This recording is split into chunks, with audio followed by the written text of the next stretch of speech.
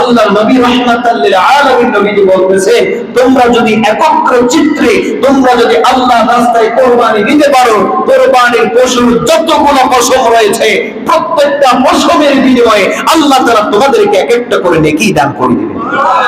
আরেকটু জোরে বলেন না সুবহানাল্লাহ। কয়টা নেকি? একটা গরুর কতগুলো পশম আছে বলতে পারবেন? ভেড়ার কতগুলো পশম আছে বলতে পারবেন? ছাগলের বলা সম্ভব?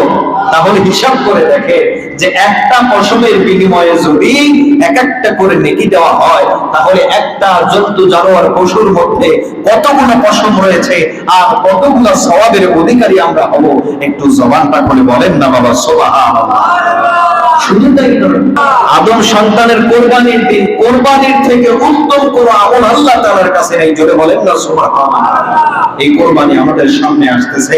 নবীজি বলতেছেন, যদি কোনো বান্দা বান্দি একত্র চিত্তে আল্লাহর রাস্তায় যদি কোরবানি করতে পারে, এই কোরবানির যে আপনি জবাই করতেছেন, যে কোরবানির যে রক্ত জমিনে পড়তেছে, নবীজি বলতেছেন কোরবানির রক্ত জমিনে পড়ার আগে আগে আল্লাহ তাআলা বান্দার কোরবানিটাকে কবুল করে নেবেন।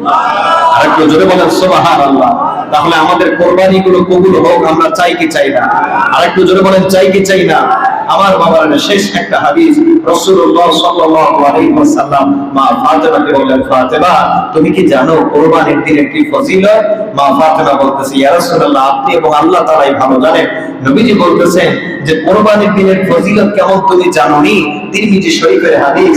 নবীজি বলতেছেন যে কোরবানি যে আমরা করি, কোরবানি করার সাথে সাথে যে কোরবানির রক্তটা জমিনে পড়বে, ওই কোরবানির প্রথম ফোঁটা রক্ত যখন জমিনের মধ্যে পড়বে, ওই বান্দার জীবনের বিগত সমস্ত গুনাহ খাতা আল্লাহ তাআলা maaf করে দিবেন। আর একটু জোরে বলেন সুবহানাল্লাহ। তাহলে এই কোরবানির মধ্যে এত পরিমাণে ফজিলত, কোরবানির মধ্যে এত পরিমাণে ফজিলত, এই ফজিলত গুলো জানার পরেও আমরা কি কোরবানি না দেওয়ার জন্য বসে থাকা যাবে? কথা বলেন, বসে থাকা যাবে? এই যে কোরবানির দিন আসতেছে, এই কোরবানির দিনগুলোতে যেন আল্লাহ তাআলাকে যেন আমরা রাজি এবং সন্তুষ্টি খুশি করতে পারি।